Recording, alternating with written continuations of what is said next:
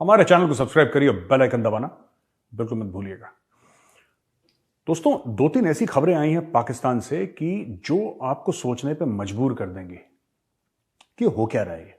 देखिए, सबसे पहले जनरल बाजवा एक स्पीच देते हैं, एक ही एड्रेसेस द पीपल, और जनरल बाजवा कहते हैं कि पाकिस्तानी फौज का कैथारसिस हो गया है, अब पॉलिटिकल पार्टीज भी अपना कैथारसिस कर लें। कैथारसिस है क्या? हम लोगों को यह बताया गया था लिटरेचर में कि poetry is the catharsis of emotions. जब बहुत ज्यादा भावनाएं आ जाती हैं तो फिर वो भावनाएं निकल जाती हैं, और उस भावनाओं जब निकलती हैं उसको पोएट्री कहते हैं, यानी कविता कहते हैं। तो किसी चीज की क्लेंजिंग होती है, क्लीनिंग होती है, कोई चीज निकल जाना, उसको कैथारसिस कहते हैं। तो आर्मी अपना कैथारसिस कर रही है, यानी कि जनरल बाजवा ये कह रहे हैं कि यार देखो, 70-75 साल आर्मी ने पॉलिटिक्स में इंटरफियर करा है, नहीं करना चाहिए था आर्मी को। अच्छा, लोग काफी तारीफ कर रहे हैं, देखो कितना डेमोक्रेटिक जनरल है और कितना ऐसा वैसा, ठीक है। अब ये कह रहे हैं कि आर्मी को पॉलिटिक्स में इंटरफेरेंस नहीं करनी चाहिए, ये आर्मी ने सोच लिया है। अब इसमें ना दो तीन चीजें हैं दोस्तों, मैं आपको बताऊंगा जो बहुत गड़बड़ है। एक तो ये पॉलिटिकल स्पीच है पूरी। जनरल बाजवा ने यह कहकर कि आर्मी को पॉलिटिक्स में नहीं इंटरफेयर करना चाहिए, उन्होंने जबरदस्त पॉलिटिकल इंटरफेरेंस कर दिया है। यह स्पीच पूरी पॉलिटिकल है, और मुझे नहीं लगता कि उनको यह स्पीच देनी भी चाहिए थी ऐसी। अब ठीक है, उनकी मर्जी है, he is the chief of army staff. Even today as we record, he is the chief of army staff of the Pakistan army. तो हम तो नहीं उनको कह सकते कि जनरल साहब अब ये करें वो करें, लेकिन मैं आपको बताता हूं इसमें गड़बड़ क्या है। नवाज शरीफ, ठीक है, नवाज शरीफ को हटाने वाली फौज, इमरान खान को लाने वाली फौज। तभी तो उसको सेलेक्टेड बोलते थे, इलेक्टेड नहीं बोलते थे इमरान खान को। कैसे लाए उसको? इस तरीके से लाए कि जोड़ तोड़ करके दूसरी पार्टियों से छुड़वा के बोला कि पाकिस्तान तहरीक इंसाफ को सपोर्ट करो, राइट।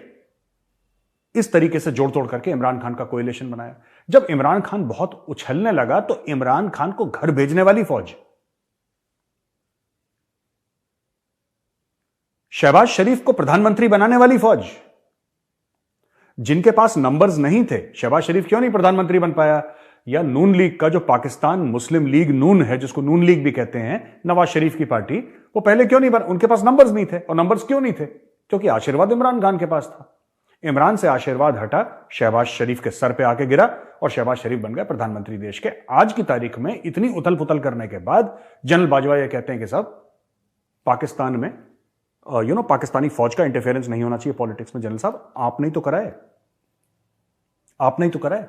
और अब जाते जाते जब आपका आखिरी 6 महीने हो गए, तब से आप ये कह रहे हैं कि नहीं, हमें न्यूट्रल रहना चाहिए, और यानी कि हमें ए पॉलिटिकल रहना चाहिए। न्यूट्रल वर्ड आपने इस्तेमाल नहीं करा, तो इमरान खान की इजाजत है, लेकिन आपने बोला ए पॉलिटिकल रहना चाहिए। पाकिस्तानी आर्मी कब ए पॉलिटिकल थी? जब से पाकिस्तान बना है, जब से पाकिस्तान वजूद में आया है, पाकिस्तानी आर्मी कब ए पॉलिटिकल थी? जनरल साहब, अब ये तो बताइए कि इस वक्त पाकिस्तानी आर्मी ए पॉलिटिकल थी। इससे कोई फर्क नहीं पड़ता कि खाकी वर्दी वाला ऐवान सदर में बैठा हो, प्रेसिडेंशियल पैलेस, राष्ट्रपति भवन में बैठा हो, ना बैठा हो पाकिस्तान के।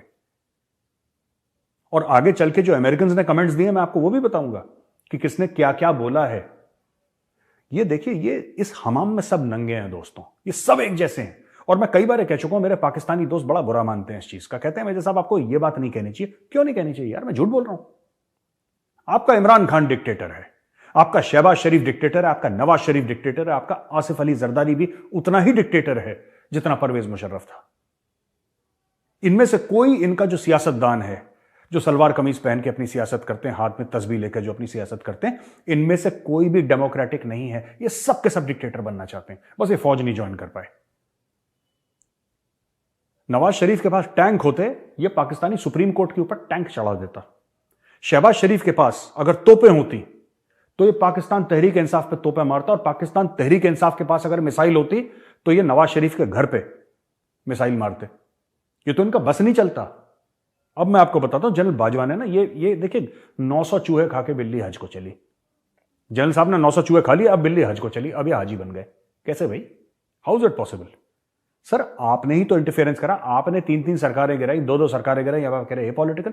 और अब आप कह रहे हैं जब आप रिटायर होने वाले हैं, ये आपको कहना चाहिए था आज से 5 साल पहले कि पाकिस्तानी आर्मी नहीं करेगी इंटरफेयर। आप लोगों का जो डेमोक्रेटिक सेटअप है वो पॉलिटिशियंस का, आप लोग चलाइए, आपको खाना है पैसे खाइए, मेरा कोई मतलब नहीं है। अब जब सब कुछ खत्म हो गया, आपका टेन्योर आपका खत्म होने वाला है, कुछ हफ्ते बाकी हैं, कुछ हफ्ते क्या, कुछ दिन बाकी हैं दोस्तों, कुछ दिन बाकी हैं। देखिए आज हमें 24 नवंबर पे, आज की तारीख है 24 नवंबर, 29 को चला जाना है जनरल साहब ने, ठीक है। तो दोस्तों मुझे नहीं लगता कि जनरल बाजवा को ना ये सब बातें कहनी चाहिए थी, खुद कांड करे बड़े बड़े, अब खुद कहते हैं कि जी ये ऐसे हैं कि इन्होंने सब कुछ गलत करा, सब कुछ गलत करा, ठीक है, और अभी अल्लाह वाले बन गए ओवरनाइट। ये पहले कहना था ना आपने, अब आप कह रहे हैं 4-5 दिन बाकी हैं आपके जाने के, तब आप कह रहे हैं कि नहीं साहब मैं पाकिस्तान। और क्या गारंटी है कि जनरल बाजवा ने, दूसरा आर्मी चीफ आया वो बोलेगा कि इलेक्शन फिक्स करो?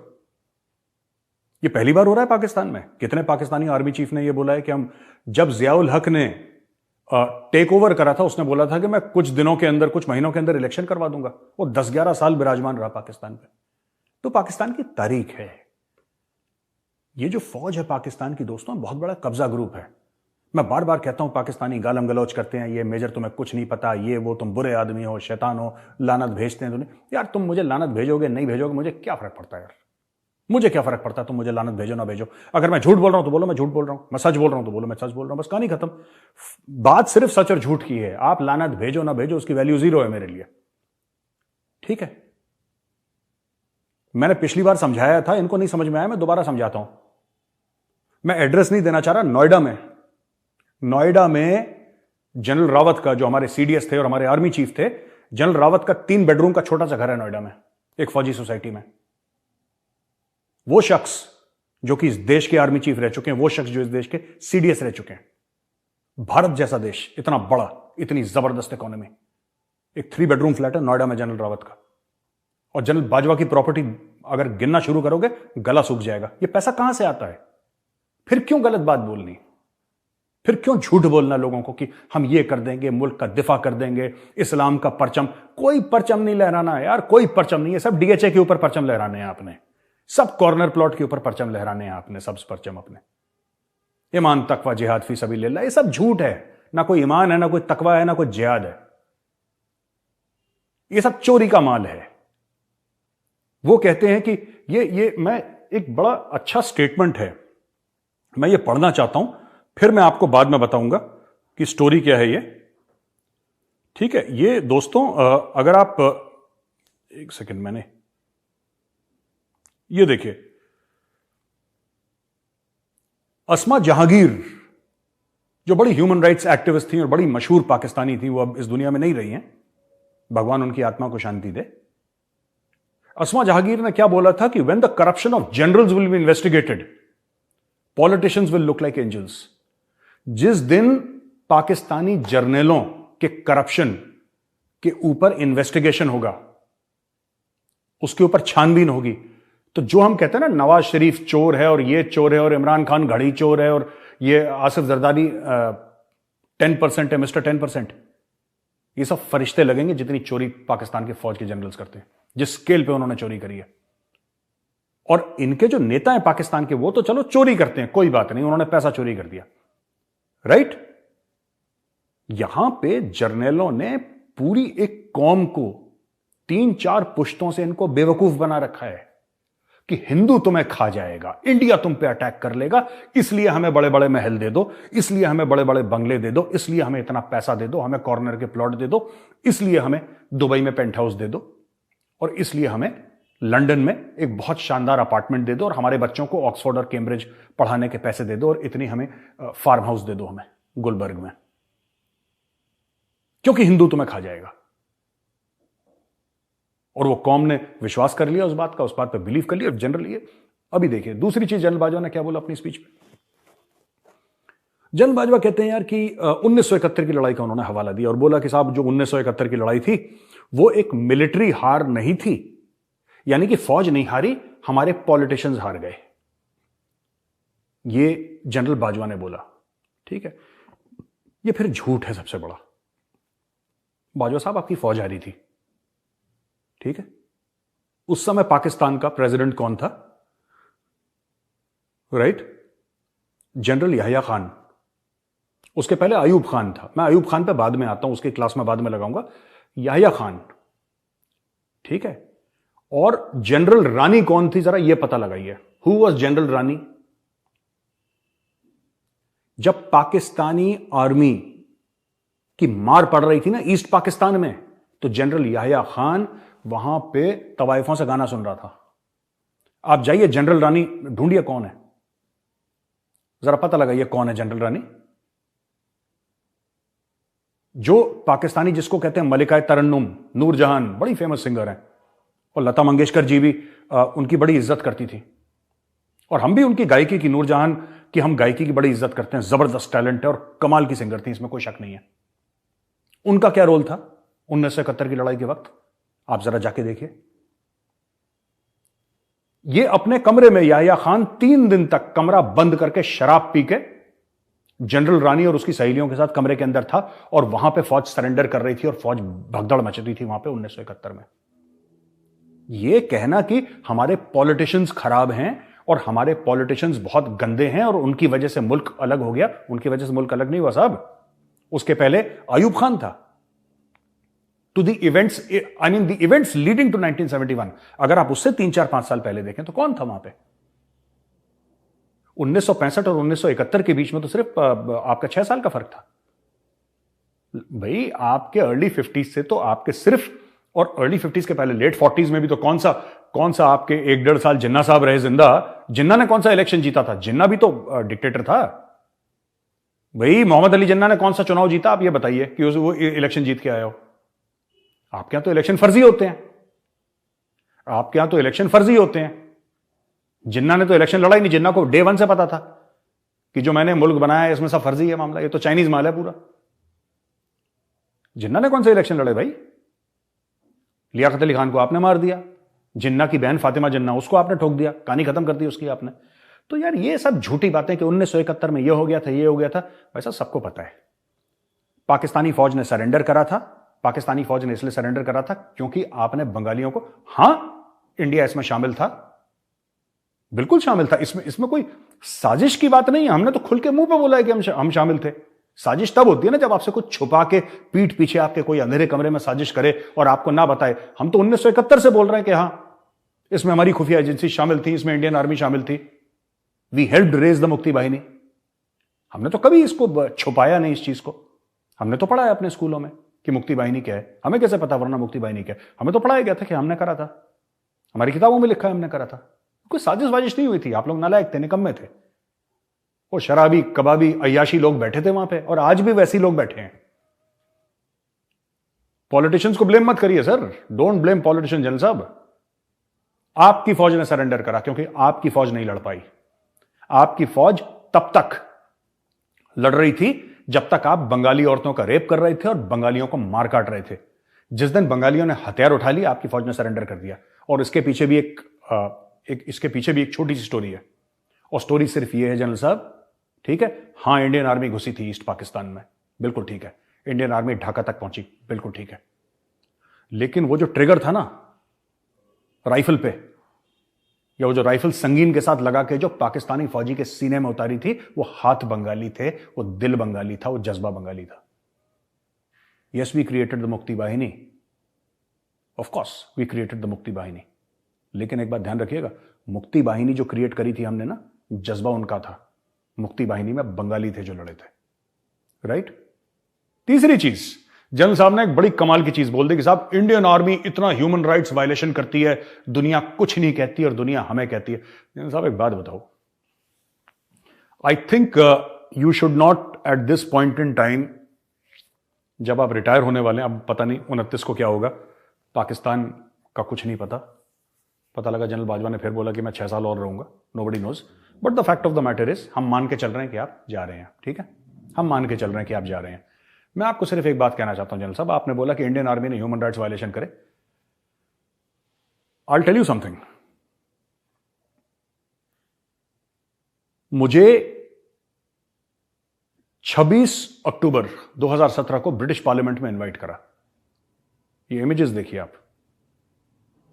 मैंने ब्रिटिश पार्लियामेंट में मैंने ये बोला था कि इंडियन आर्मी से गलतियां हुई हैं कश्मीर में, मैंने खुद बोला था।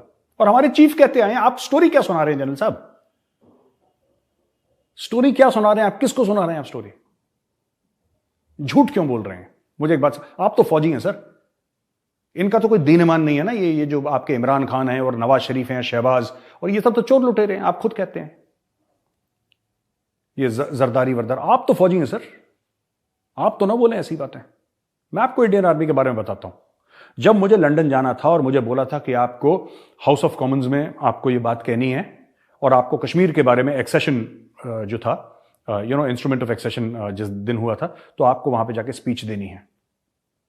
और वहां पे कुछ मेंबर ऑफ पार्लियामेंट्स भी बैठे थे और काफी सिविल सोसाइटी के भी लोग बैठे थे वहां पे। तो मैं वहां पे आया, जो मैंने स्पीच दी।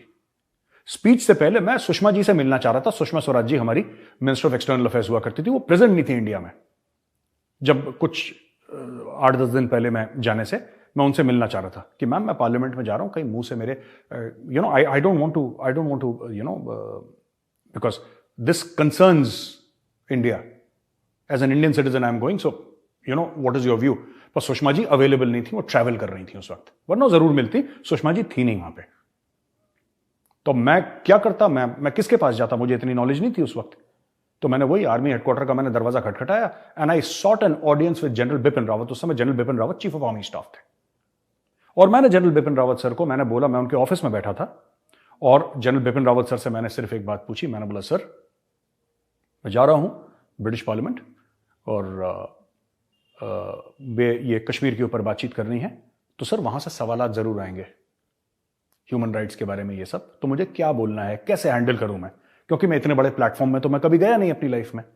टेलीविजन पे बोलना और ऐसे पब्लिक प्लेसेस पे बोलना तो ठीक है, but you are sitting inside the British parliament, किसी और दूसरे मुल्क के पार्लियामेंट में। जनरल रावत ने मुझे सिर्फ एक बात बोली, as a son, tell the truth, बेटा सच बोलना, जो भी है, अच्छा है बुरा है, जो सच बोल दो सबके सामने, बाद में हम देखी जाएगी।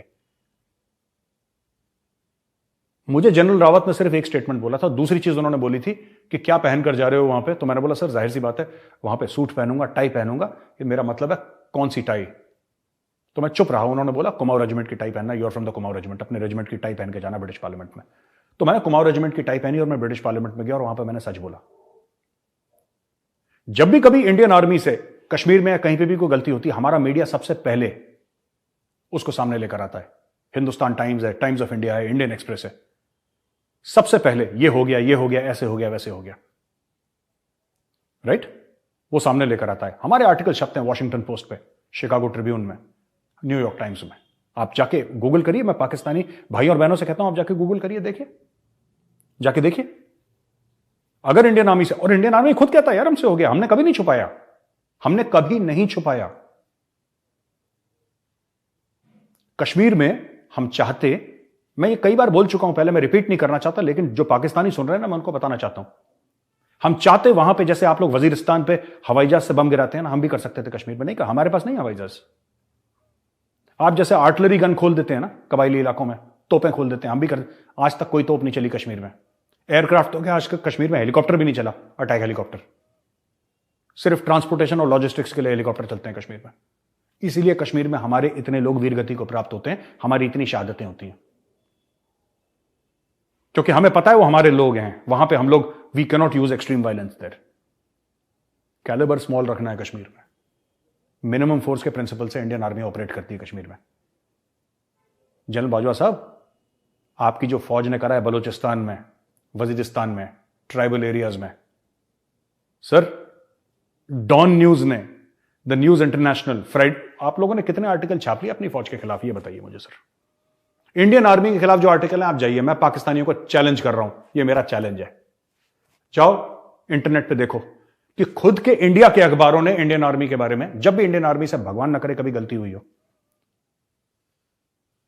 हमारे अखबारों ने क्या छापा। और आपके अखबार तो चापलूसी करते हैं, पैसा लेते हैं आपके अखबार। आपके अखबार वाले पैसा लेते हैं आईएसपीआर से, और जो पैसा नहीं लेता, हामिद मीर जैसा, उसको गोली मार देते हैं आप लोग। 90% of your media is on the payroll of ISPR. हमने तो कभी रिपोर्ट नहीं देखी बलूचिस्तान से। जाइए ना, मैं इतने बड़े बड़े हैं ये बोल न्यूज और ये आज टीवी और पता नहीं क्या क्या, ये वो जो इमरान खान का चैनल है, नाम ही भूल जाता हूं मैं, इमरान खान का चैनल है, कामरान खान वगैरह जितने भी हैं, ये अच्छे अच्छे बड़े बड़े नाम हैं। और जाओ ना यार बलूचिस्तान से रिपोर्ट करो ना, लाइव रिपोर्ट कर रहा हूं बलूचिस्तान से। आपने क्या इंडियन टेलीविजन पे नहीं देखा रात को 9 बजे? 370-35 के बाद तो मामला ही काफी हद तक खत्म हो गया कश्मीर में, 90% खत्म हो गया मामला। लेकिन अभी भी कश्मीर के ऊपर बहस होती है कि आपने कश्मीरी मुस्लिम्स को, मैं बोल रहा हूं खासतौर से कश्मीरी मुस्लिम्स को, टीवी पर आके नहीं देखा इंडियन आर्मी की तनकीद करते हुए, मोदी जी की तनकीद करते हुए, सरकार की तनकीद करते हुए, उनको क्रिटिसाइज करते हुए, खुला बोलते हुए कि इंडियन आर्मी ने यह करा खुला, और आराम से रह रहे हैं कश्मीर में, किसी ने हाथ तक नहीं लगाया उनको।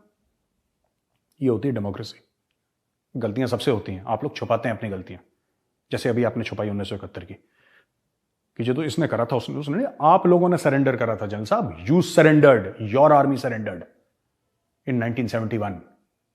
जुल्फिकार अली भुट्टो ने सरेंडर नहीं करा था, आप लोगों ने सरेंडर करा था, क्योंकि आपका जो प्रेसिडेंट था, जो कि फौज का जनरल था, याहिया खान, वो शराब और अय्याशी में खो चुका था और अपने प्रेसिडेंशियल पैलेस में 3 दिन तक शराब पीकर धुत था। और उसके जो एडीसीज थे, उसके जो स्टाफ ऑफिसर थे, वो डर रहे थे कि सर वहां पे फौज सरेंडर हो रही है, दरवाजा खटखटा नहीं रहे थे कि पता आएगा तो खा ही जाएगा। ये रात को शराब पी के प्रेसिडेंशियल पैलेस से गायब हो गया, एक लड़की को लेके गायब हो गया। उसकी सिक्योरिटी वाली ढूंढ रही है कि प्रेसिडेंट ऑफ पाकिस्तान गया कहां। मैं याहिया खान की बात कर रहा हूं, ये भाई गायब हो गया था। Can you imagine, the president of a country गाड़ी में बैठा के लड़की को गायब हो गया, वो मिला ही नहीं वहां पे, फिर आराम से आया। तो ऐसे ऐसे काम कर चुका है, इसलिए हारे। ये सच्चाइयां पाकिस्तानियों को पता होनी चाहिए। दोस्तों, एक लीजा कर्टिस है।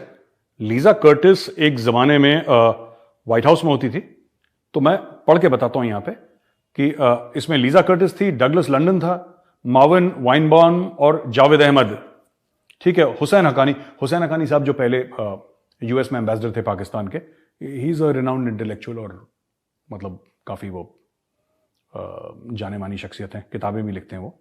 तो इनके बारे में इसमें जो लीजा कर्टिस है, राइट, लीजा कर्टिस ने क्या बोला, ये south and central Asian affairs Trump के जमाने में देखती थी। इसने बोला, साफ सीधी बात बोली कि पाकिस्तान में जो चीफ है ना, आर्मी चीफ, वो डिसाइड करता है कि यूएस और पाकिस्तान की जो टाइज है, उनका रिश्ता है, वो कैसे हो। प्राइम मिनिस्टर डिसाइड नहीं करता। समझ रहे हैं?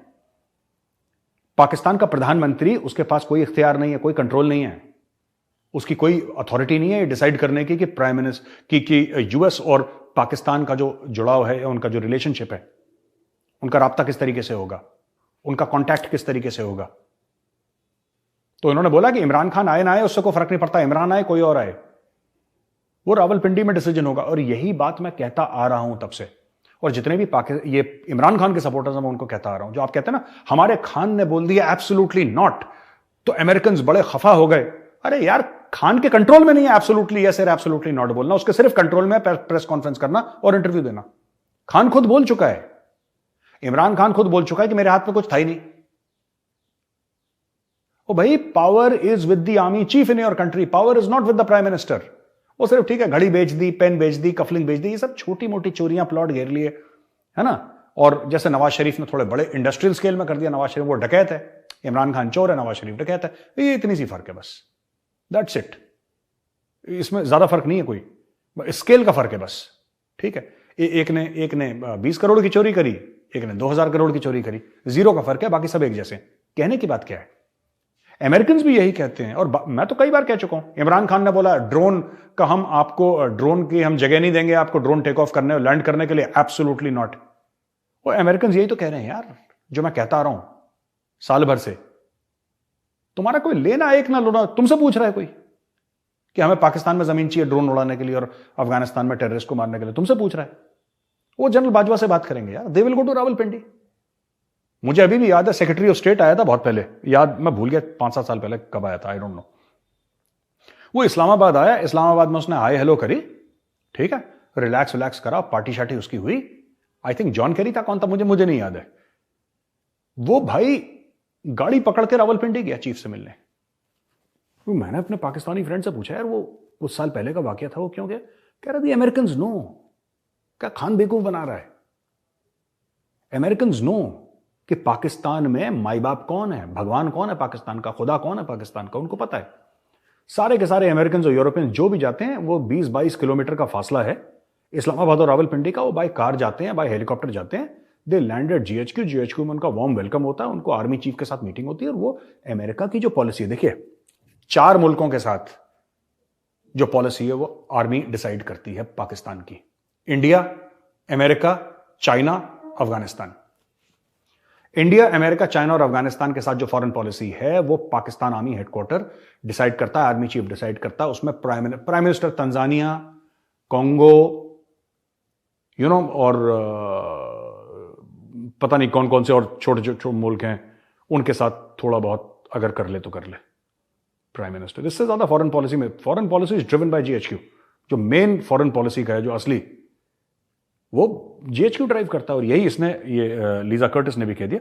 अच्छा, इसके अलावा दोस्तों एक और खबर है जो मैं अभी पढ़ूंगा यहां पे, कि एक यूएस स्कॉलर हैं, तो यूएस स्कॉलर ने यह बोला है कि एंड्रू गॉर्डन है, तो इन्होंने बोला कि भाई पाकिस्तान को पैसा वैसा दीजिए। ये अमेरिकन बड़े चालाक हैं, अब इनको पैसा देना है पाकिस्तान तो किसी से कहलवाएंगे। ये खुद नहीं बोलते कि हम पैसा बढ़ाएंगे, ये किसी से कहलवाएंगे, तो इससे कहलवा दिया। ठीक है, ये जो एंड्रू गॉर्डन है, एंड्रू गॉर्डन ने बोला कि एड वेट बढ़ाइए, और एंड्रू गॉर्डन ने ये बोला है कि ठीक है, जो नया आर्मी चीफ है ना, वही पॉलिटिकल क्राइसिस पाकिस्तान में खत्म कर सकता है। इसको पाकिस्तान ने पिकअप कर लिया, इसको अमेरिकन न्यूज चैनल ने पिकअप कर लिया, सबने पिकअप कर लिया, मजे आ गए, अमेरिका को एक प्लेटफॉर्म मिल गया। भाई जनरल हमीद गुल का बड़ा फेमस स्टेटमेंट है। जनरल हमीद गुल कहता है कि भाई साहब, पाकिस्तान का जो आर्मी चीफ है ना, उसका फैसला इस्लामाबाद में नहीं होता, वो वॉशिंगटन डीसी में होता है। वॉशिंगटन डीसी डिसाइड करता है कि पाकिस्तान आर्मी का चीफ कौन बनेगा। आपको क्या लग रहा है, ये शहबाज शरीफ अपने भाई से मिलने गया, भाईजान बताएं कौन चीफ बनेगा? ये चीफ खेल रहे हैं, इनसे ना तो कोई पूछ रहा, ना इनको कोई बता रहा। ये ऐसे चीफ खेल रहे हैं आपस में, और सब खुश हो रहे हैं कि जी हमने ये आर्मी चीफ। इसमें ना इमरान खान की एक वैल्यू है, ना शहबाज शरीफ की, ना नवाज शरीफ की, इसमें कोई। देखिए एंड में ये होगा कि एक कैंडिडेट जो कि पाकिस्तान फौज को पसंद है, यानी कि जनरल बाजवा को पसंद है, राइट, और जो अमेरिकन को पसंद है, उसको आर्मी चीफ बनाया जाएगा, और शहबाज शरीफ को बोला जाएगा मुन्ना फाइल आ रही है, ठप्पा मार देना, बस कहानी खत्म, दैट्स इट। इसके अलावा कुछ नहीं। और इमरान खान बोल भी चुका है ऑन रिकॉर्ड कि भाई मेरे हाथ में कुछ नहीं था। अच्छा खान साहब, अगर आपके हाथ में कुछ नहीं था तो फिर आप इलेक्शन, ये क्यों कह रहे हो कि इलेक्शन बुलाओ, आप फिर जीत जाओगे, फिर आपके हाथ में कुछ नहीं रहेगा, तो भाई वेस्टिंग एवरीबॉडीज टाइम। एनीवे, तो दोस्तों ये खबर थी। इसके अलावा है ना, ये एक चाइना से भी खबर मैं आपको बताता चलूं। 2 खबरें मेरे पास। ये आईफोन फैक्ट्री है जहां पे 2 लाख वर्कर्स हैं, चाइना में है आईफोन फैक्ट्री, ठीक है। जेंग शाओ, अब पता नहीं इसको शेंग शाओ बोलते हैं, जेंग शाओ बोलते हैं, मुझे नहीं पता, ठीक है। यहां पे प्रोटेस्ट हो गई, यहां पे पुलिस ने लाठीचार्ज करा है, पुलिस ने मार पिटाई करी है। और चाइना में तो ये नॉर्मल ट्विटर फेसबुक नहीं चलता, तो चाइनीज सोशल मीडिया पे इसके वीडियोस कई सारे वायरल हुए हैं, और वो कह रहे हैं कि भाई हमें वो बंद, क्योंकि फैक्ट्री में काम हो नहीं रहा है, अब उनको तनख्वाही नहीं मिल रही है, तो उन्होंने फैक्ट्री में तोड़फोड़ करी है। और कुछ लोग कहते हैं आग लगा दी, कुछ लोग कहते हैं कि this thing, but massive rights, वो फैक्ट्री बंद हो गई आईफोन की बेसिकली, ठीक है ना। पहले लॉकडाउन हो गया था, और फिर उसके बाद वो कह रहे, वो एक्चुअली शहर में, वो ज्यादातर उस छोटे से जगह में, उस एरिया में, शहर नहीं, उस छोटे से एरिया में सारे के सारे जो आईफोन में काम करते हैं वहीं रहते हैं वो लोग। तो वहां पे तो उन्होंने वो फैक्ट्री बंद करवा दी, मैसिव राइटिंग हो गई, तोड़फोड़ हो गई है। अब पता नहीं फैक्ट्री कब इनकी फंक्शनल होगी, डोंट वरी, तमिलनाडु में सब सेट है, ठीक है। और हमारे जो तमिल भाई बहन है वो लेटेस्ट इन क्लास आईफोन्स बना रहे हैं, डोंट वरी, चाइना की फैक्ट्री को आग लगाओ, वैसे भी मेड इन चाइना का सामान ऐसे ही होता है, ठीक है। सो ये बीबीसी की खबर है, मैं आपको दिखा रहा हूं। और आखिरी में कतर कहता है कि जाकिर नायक को फीफा के वर्ल्ड कप पे हमने नहीं बुलाया। अच्छा, एक स्टेटमेंट तो क्या, एक union minister for petroleum and natural gas है हरदीप सिंह पुरी, उन्होंने बताया था कि the India will raise the issue of Zakir Naik's attendance at FIFA World Cup in Qatar and that swift action will be taken. तो भारत ने पहले ही बता दिया कि भाइयों ऐसा है कि इसके ऊपर मनी लॉन्ड्रिंग और हेट स्पीच के चार्जेस हैं इंडिया में, और ये भाग गया यहां से, और कतर ने इसको इन्वाइट कर लिया फीफा वर्ल्ड कप। अब कतर ये कहता है कि हमने तो उसको बुलाया नहीं। ओ भाई, तुमने नहीं बुलाया तो घुसा कैसे कतर के अंदर? वीजा तुम्ही ने दिया है, वीजा इज एन इन्विटेशन, और इतना सा मुल्क है आपके, कतर की कोई पॉपुलेशन ही नहीं है, आप तो हर चीज कंट्रोल करते हैं। आपने तो ये बोल दिया कि जो गे फ्लैग्स हैं वो भी वेव नहीं होंगे वहां पे, आपने ये कंट्रोल करा। लाउड म्यूजिक नहीं बचेगा। आपने बोला कि बियर नहीं पी सकते। अच्छा, वो इवेंट पूरा बडवाइजर स्पॉन्सर कर रहा है, ठीक है ना, Budweiser is the main sponsor of the world cup. इन्होंने बोला कि नहीं, जो स्पॉन्सर कर रहा है उसी का सामान नहीं बिकेगा वहां पे, चलो वो भी ठीक है। जाकिर नायक, आपको नहीं पता था वो कि जाकिर नायक कैसे आ गया और हमने उसको इन्वाइट नहीं करा, आपके बिना इन्विटेशन के घुस गया वहां पे, और वर्ल्ड कप के दौरान। मतलब ये तो बिल्कुल ही बेवकूफ समझते हैं दुनिया भर को। देखिए, मैं कतर वालों को एक बात कहना चाहता हूं कि जाकिर नायक जैसे लोग क्या करते हैं, ये आपके यहां ठीक है, भारत के लिए ठीक नहीं, आप इसको रख लो अपने पास, आपको रखना है तो जाकिर नायक को। जाकिर नायक जैसे लोग रेडिकल इस्लामिस्ट्स हैं।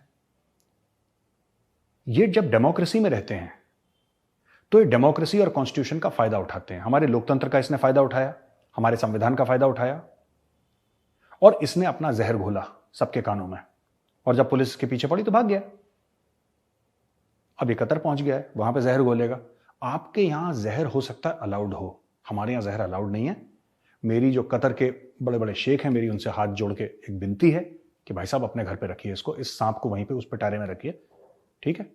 यहां पे आएगा तो फिर जैसा मैंने पहले बताया था, यहां पे आएगा गाड़ी पलटेगी फिर इंडिया में। If you love him keep him, otherwise will be forced to take him. दोस्तों, आज का एपिसोड यहीं पे खत्म होता है। मैं जल्दी एक और एपिसोड के साथ आऊंगा। इस वीडियो को जरूर लाइक करिएगा, हमारे चैनल को सब्सक्राइब करिए और बेल आइकन दबाना बिल्कुल मत भूलिएगा। जय हिंद।